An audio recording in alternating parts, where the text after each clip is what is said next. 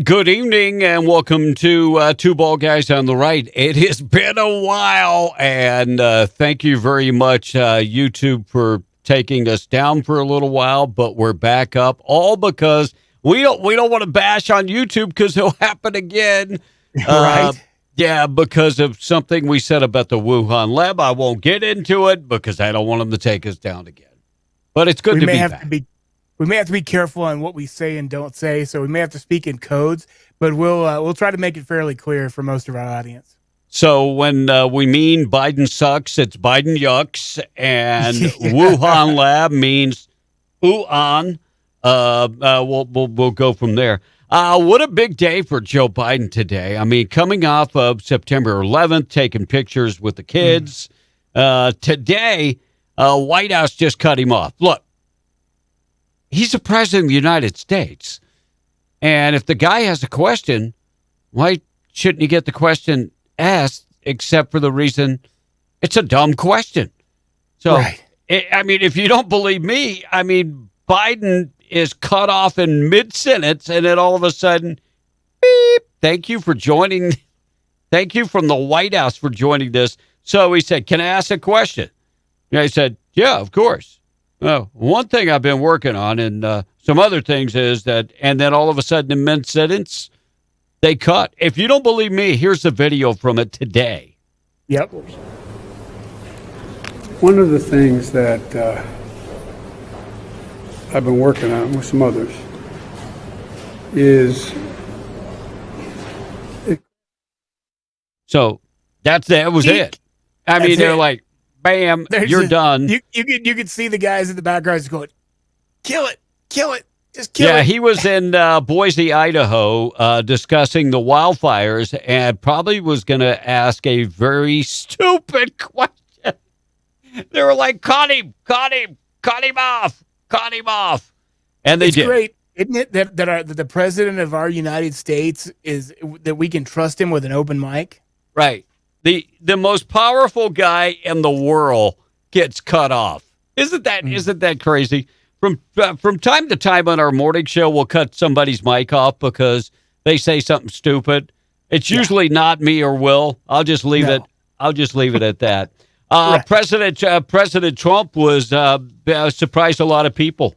Went to New York City for 9/11 and was there in a supportive role. And here's what he had to say about Afghanistan and about what's going on in the world today.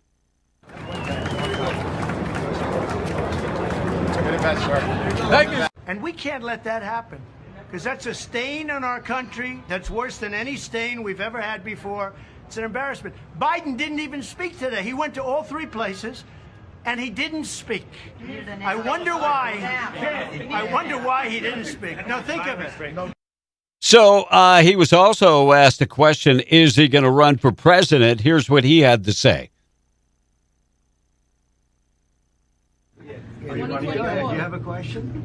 It's on me, I guess. Are you going to run again, Mr. President? Oh, that's a tough question. Actually, for me, it's an easy question. Okay. So, I know what I'm going to do, but we're not supposed to be talking about it yet from the standpoint of campaign finance laws, which frankly are ridiculous, okay? You want to know the truth.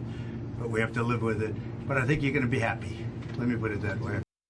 So that's a yes, but I can't say anything right now because of campaign finance. That's pretty much where we stand. But I think you're going to be happy. It depends on who he's talking to. If he's talking to CNN or MSNBC, hell no, they're not going to be happy. And except for their ratings, that'll make them happy. So Biden goes to Pennsylvania and takes pictures with kids. But at first I thought maybe this picture was altered. Maybe it was Photoshopped.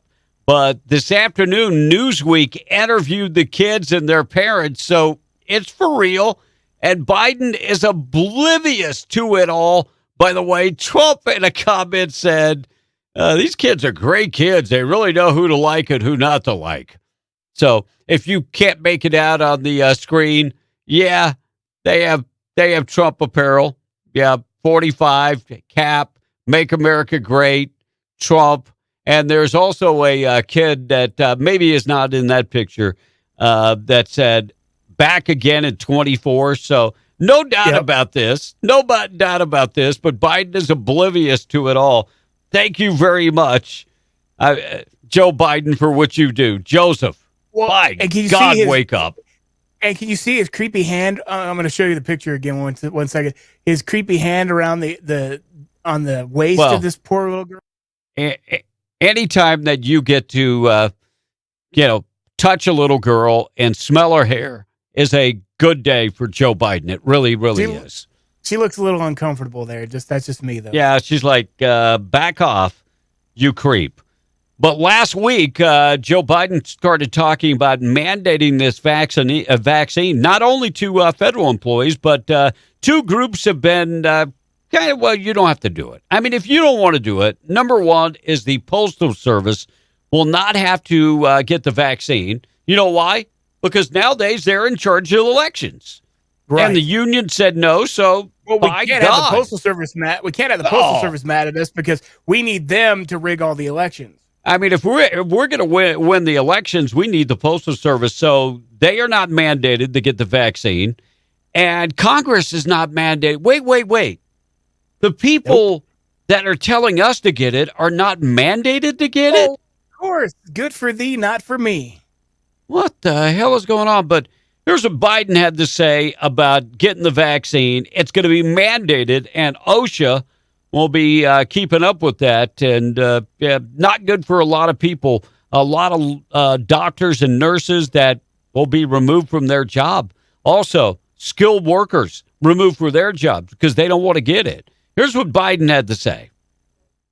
This is not about freedom or personal choice. It's about protecting yourself and those around you, the people you work with, the people you care about. We've been patient, but our patience is wearing thin. Look, I am fully vaccinated, but I said it in the beginning when they did the mask mandate. I said, don't think that will be all they reach out for. Don't think that's going to be the end of that. And we know it's not. But, a couple of the couple folks that work for the FDA have actually left the FDA because of a disagreement over the booster shots. I don't know if you've been keeping up with this, but these guys are experts and said booster shots are not needed at this point. Why we want to jam this down the American public's throat, we don't get it. We don't get it. But there have been several governors that have stood up, one of them being Ron DeSantis. And here's what Ron DeSantis had to say about vaccines in general in Florida. So these mandates are overreaches, and they will be very destructive for a lot of really, really good people. And so we're on board to fight back, both in terms of any of the government with our law being applied and the fines, but then anything involving the private. We're going to be working to provide protections for people because people should not face a choice. So here's what DeSantis went on to say. Nobody should lose their job over this issue. We have to protect people's jobs. And he's not wrong. We have lawyers, doctor, we don't care about the lawyers, but we have doctors and nurses that are losing their jobs because they refuse to get the vaccination.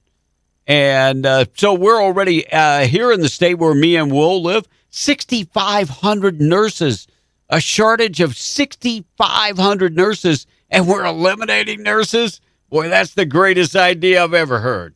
Keep up the great work. Yeah, pretty dumb. And Will, you finally got your income tax. Congratulations. Fine. Thanks for that. IRS came out and said that they're so backlogged at this point that they don't know if they're going to catch up. And just remember, in a few short months, we'll be filing income tax again. Not too long. And for those people that were getting money back, then what happened? It's crazy. But the Biden tax plan, Democrats are chomping at the bit. Oh, look at Bernie Sanders and Schumer. They're chomping at the bit. A $3 trillion tax hike for working families. By the way, Democrats' tax rate is higher than China. Yes, you heard me. This proposed tax rate is higher than communist China. New York's tax rate will be 61.2%. Wow. 61.2%. I mean, if I got to give you half, it comes a point, why the hell am I even working? It feels like they're taking half now. I can't imagine if they actually it are. Does. So 80%, in a recent poll, 80% of taxpayers said that they opposed a tax hike coming out of the pandemic. Not very smart. Look, I'm not an economist, but it's not very smart when we have 10 million people that are unemployed. I mean, 10 million job openings right now, and we can't fill the job openings. No, we cannot fill the job openings. By the way, the taxes will go up. Your taxes will go up from 21 to 26%. The corporate tax rate's going to go up. And by the way, everybody else's taxes are going to go up. So if you think it's not going to affect you, you've got another thing coming. Oh, but isn't what the Democrats always say, that it won't affect the working people? It's only going to be on the richest people. Yeah, whatever. Yeah, whatever. It's going to affect all of us. And part of that money, the $3 trillion money, where is it going? 8 million illegal immigrants are going to get amnesty in this country. That's where part of the money is going. That's going to cost us a boatload of money. 8 million illegal aliens given amnesty. Why are we giving amnesty to lawbreakers? As a husband, more money. A boatload more money, because we're already paying out the nose. As a husband of a legal immigrant, this is so sad that we reward people that break the law, and those that didn't break the law have to jump through hoops. And you know, if there was a payback fine, this might make me feel a little better, because me and the wife are into the federal government upwards close to $10,000 when it comes to fees and this and that, doctor's appointments and all this crap. And then we're just going to give this? It kind of reminds me of what's going on at our southern border, where we're just allowing all these people to come in, and we're paying $725 a day. In the meantime, we have veterans that are dying on the streets. Kind of crazy. Kind of cray-cray. Tell you what, if there's one story that burns my butt, it's stories like this. And I hate to say it. I'm very, very worried that some of the people coming into this country via the Afghan refugees, maybe we had a couple that slipped in that are actually terrorists, because we know the Joe Biden trusted the Taliban to go ahead and vet these people. Of all people, to trust to vet. It's like, yeah, wait they're a minute. good people. I mean, they're good people. Let them all come in. Let them come in. But here's a guy who is a Muslim, and I have no problem with Muslims, but I do have a problem with a Muslim that hates this country. Student at Washington University removed thousands of 9/11 memorial flags and piled them up in garbage can and garbage bags to protest the Islamophobia and the U.S. military interventions in countries that he loves. So there's a video that has been posted online. The guy grabbed up all 2,977 flags. Now, that's symbolic on the 20-year anniversary. The 2,977 flags. What does that mean, Will? What does that stand for? That's one flag for every person who lost their life. Yeah, that's one flag for every person that died at 9/11. And so Fidel Al-Kanini, who is the vice president of the finance of the student union at Washington State University, said that he was disappointed to learn about the disruptive celebration of 9/11, and said, we condemn the interference with the expression or support by college Republicans who did it. And by the way, the university will not say if the guy's going to be punished or not, but he described his actions saying he wanted to protest Islamophobia and the U.S. military interventions that came after 9/11. Isn't it great that you live in a country that you can do that? Yeah, except maybe you should be charged with damaging personal property and other charges. He goes on to say any memorial of 9/11 that does not contend with the facts that he said that this amplifies the pro-imperialistic sentiment and activates the disrespect for those people that died during the American invasion. Why the hell are you in this country? Such a bad place? You don't like it? Get the hell out of here. Well, where's his outrage with the attack itself? Where's the outrage with the people who lost their lives on 9/11? Oh, well, you don't get it. He's for them. Right. Oh, I know. I get it. He hates the military. It makes me sick. Yeah. And even though I respect and support his right for free speech, when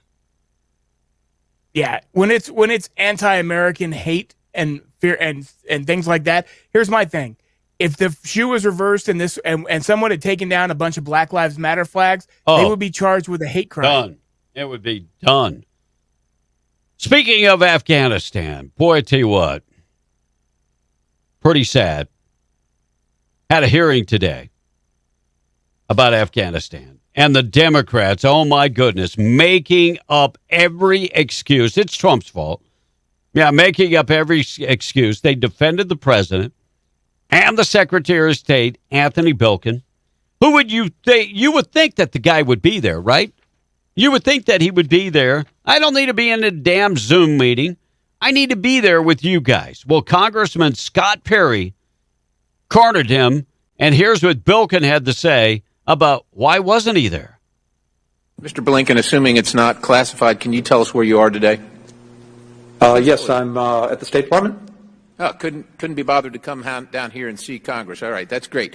Hey, Sir, excuse me, sir. My understanding is that the House is not in session, and that's why the session is. I'm right here, Secretary. So is the chairman. So is the ranking member. We're here, Mr. Chairman. Reclaiming my time. So sorry, you didn't have time to come down to us. You had to be in a Zoom meeting. I'm going to tell you, Congress isn't in session, so I don't have to go. We're here. We expected you here. We don't need you on a damn Zoom meeting. It's crazy. I'm going to tell you the next hotspot that all these countries are looking at America as a bunch of weak ass leadership right now. They're looking at Biden going, this guy ain't going to do anything. He's not going to do anything. Look, you don't think the Chinese, they're looking at Taiwan right now, salivating? They are. Licking their chops. Yeah. Yep. South Korea, by the way, successfully test-fired a long-range missile.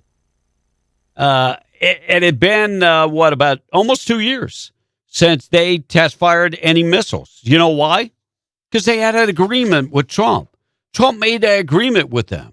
Just the same reason the Taliban was in check, he made an agreement with them. So South Korea is going to be the next big hotspot. Taiwan. You mean North Korea? North Korea. Yes, North Korea. By the way, it goes against everything that we have, every agreement we have with North Korea. South Korea is our friends. North Korea, not so much. No. Sad, sad, sad. VA hospital. We are so busy taking care of foreigners in this country. I used to not call people foreigners. I'm going to tell you why I call them foreigners. You know, every time I go to another country, you know what they call me? A foreigner. That's what I am.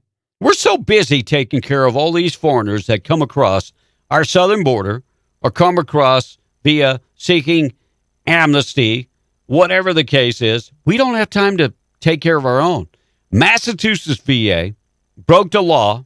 It's a federal law, failing to hunt for a missing veteran. And I don't know if you remember this story, but 45-page report just came out from the Inspector General that said you guys violated so many federal laws, but not searching for this guy. By the way, the 62-year-old that I'm talking of, he was an Army veteran. His decomposed body was found 60 feet from his where he laid his head every night. 60 feet. Wow. And they failed to search for him. And watchdog group said, hey, I mean, Timothy White fought for this country. The least we could do is search for him. By the way, they did find him 60 feet from where he was, and his body they found him when they actually looked. Yeah, his body was decomposed at that point. Jeez. And I hate to say it, get ready for lawsuits because they will be coming, I'm sure. Inflation. Where do we sit with inflation today? By God, have you gone to the grocery store? Have you gone to the hardware store? Have you gone to fill up your car with gas? An executive for Kroger, one of the largest supermarket chains in the United States, warned grocery prices are about to come even higher because they are only going to pass it on to you. He said inflation has gone up already about 3%. Kroger will be passing on higher prices onto the consumer and said the reason is some of the highest prices we've ever seen. Number one, beef, pork, and poultry. And he goes on to say there are four countries that basically slaughter beef, pork, and poultry. And those companies are Cargill Meat, Tyson, and JBS, and National Beef Packing Company. And he said these guys are making huge profits, and it's not the grocery store making the profits. Now, I've heard this from multiple people. I have a buddy of mine who's a rancher, and he said, we're getting less today for beef. Well, look at the price at the market. And he said, who takes all the risk? Who takes the risk? It would be the beef producer that's taking the risk. Once it's shipped to market, it's pretty much done at that point. So get ready for higher beef, pork, and poultry coming to a supermarket near you. Unbelievable. You know, every time we're at the grocery store, I look and I'm just like, man, I don't know if I can afford to eat beef anymore, which is sad because we're a country that eats beef. And chicken used to be the cheapest. Not anymore. It's for dinner if I can afford it. Yeah, exactly right.